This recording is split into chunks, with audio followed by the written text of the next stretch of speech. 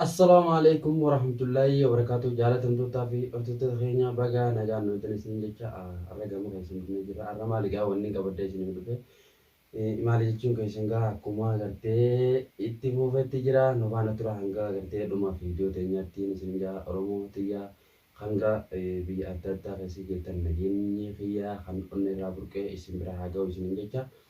Ittaan suudhaan gaa har'a wanni qabadde isin dhufe ni beektanii yoo gartee hin beeknellee warri gartee jechuudha beektanillee asumaanuu gaa waan inni gartee har'a kana qabadde isin dhufe hanga dhuma viidiyoo xiyyaatti akka na faana turtan abdii qaba.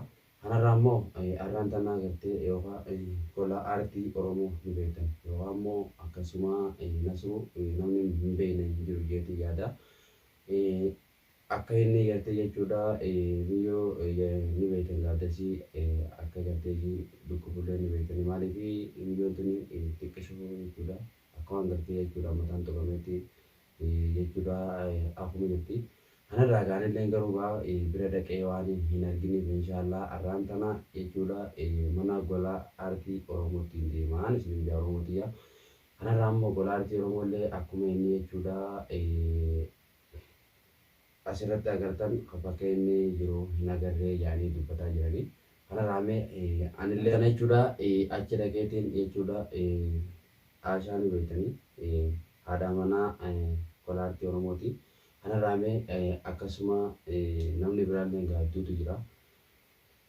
Isaan sanii bira dhaqeetii waan isaan irra jiran waan isaan keessa jiran isaan irraa jechuudha walumaanuu kan dhageenyu ta'a jeetiin abdii qaba. Maaliif wallahi baay'ee takka jechuudha rakkoo hamtuu keessa jiranii hoggaan asirratti argu. Nasrullee bakka inni jiru hin agarree jira. Bowaa jirti kanarraa gaamee rakkoo isii mudate tana walumaanuu dhaqee jechuudha kan agarru ta'an isin ija Oromootiyaa hanga gartee jechuudha maali namni jechuudha kannaa ni beektanii akkasuma namni gartee kana hunda jechuudha waan kana hunda fidee Kadiir kan jechuudha gola aartii qabee bakka inni geesse hin agarree jaanii dubbataa jiranii. Ani akkuma keessanitti jechuudha argee kanarraa har'aan tana isaan jechuudha mana gola aartii Oromootti deema. Mee waan gartee jechuudha akkasuma dasiin irra jirtu waanuma gartee isaan irra jiran walumaanuu anillee dhaqee kan waliin agarru ta'an isin Oromootiya. Maaliif garuu baay'ee takka nama yaachisa baay'ee takka jechuudha nama rakkisa. Nasruun garuu akkasaatti hamtuu namatti yaadu nama kana jechuudha waan fedhe gartee isa godheewu walaa Nasruun hedduu nama gara laafeessaa jechuun barbaade. Kanarraa kan dhiife rabbiinuu dhiifama namaa godha ilmi namaa gartee akkamitti jechuudha dhiifama namaaf hin goone innillee akkasumatti dhiifama godhee fi waa hedduu keessa dabranii amma garuu rakkoon isarra geesse akkasuma sababa gartee jechuudha wallaansa gartee dastuu ni beektanii. Kana hunda seenee jechuudha kanarraa egaa Oromooti yammee inshaallah du'aa godhaa fi isallee jechuudha bakka jiru rabbiin isaa mul'isu ammoo haadha manaa isaallee galmuma dabartii fi kanarraa inni isa kutee yaada jedhutu isiillee yaadduutti ta'e jira.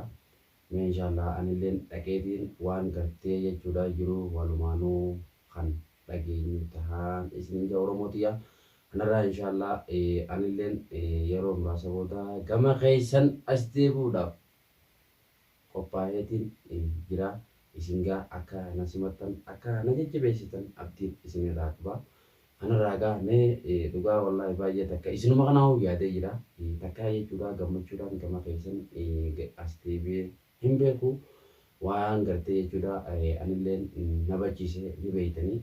Kanarraa immoo warri gartee hin beeknelleen asumaanuu baruu dandeessan jeetiin abdii qaba gama kiyyaanii. Kanarraa gaa nama tokko gaafaniif jechuudha bira dhabnee barbaaddatuun dirqama nurra jiru dirqama Oromummaatiin isin ija Oromootiya. Bakka jirtanii sagalee taatanii fi bakka jirtanii jechuudha bira dhaabbattanii waan dandeessanii akka gargaartan jeetiin jira hangama ayyaanii. Kanarraa egaa irra gahee qabattee isiniif dhufa jeetiin abdii qaba. Kanarraa immoo akka gartee isin jajjabeessitanii laayikii sabskiraayib gootanii abdiin ittiin amana. Kanarraa gaamee warreen gartee jechuudha illee baay'ee takka siyaannee jirra maali eessatti qabbattee duraa dhabamtee jirta warri jettanillee haaluma jiru biyya namaatiin nu bachiisee jechuudha. Kanarraa immoo wanni taalen dhukkubne sheeytaana qofaa jaani ilmi namaa jechuudha waan gartee rabbiin itti fide takkallee nu hin oolomtu kanarraame Oromotiyyaa kam biyya alaatii fi biyya keessa jirtanillee meekillee baay'ee takka si jaalannaa onneerraa jechuudha si jaalanneettanii warri na jaalattan lakkoofsa lama naaf tuqaa warri gartee jechuudha na jibbitan lakkoofsa sadii tuqaan isin Oromotiyyaa angaruu kan na jaalatuu fi kan na jibbus jechuudha hunda keessanuu onneerraan isin jaaladha maaliifi ilmi namaa kuni tokko miti jechuudha onneen namaa ufnee waa'ee gola aartii Oromootii fi akkasuma dastuu dasii ni beektan jeetii yaada kanarraa immoo inshaallah waan irra geenye nama gartee jechuudha rakkoorra jiraatanis balloorra jiraatanis isiniin dhageesse jeetiin abdii qaba kanarraa gaa akka isin na jajjabeessitan jechuudha yookaan mana nasruutiin deemuuf deemaa jechuudha kanarraa gaa xiqqoo gartee waan walirraa fagoo taateef Inshallah gaafan bira dhaqee viidiyoo gartee isinii fi marajeetiin abdii qabaan isinii Oromootiya bakka waa'ee gartee asumaanuu nasruu baay'ee takka namoonni tokko tokko jechuudha natti dawwalanii nasruu san waan inni irra jiru haati manaa isaallee akkanaa nasruu gara kutee hin garree akkanaa kunoo jechuudha namaatu itti dhaadetu ture namni itti dhaadetu ture kunoo ni beektan hadiirii itti dhaadetu ture kennaanoo. Akkamitti jechuudha obboleessi isaa qabuu dadhabe.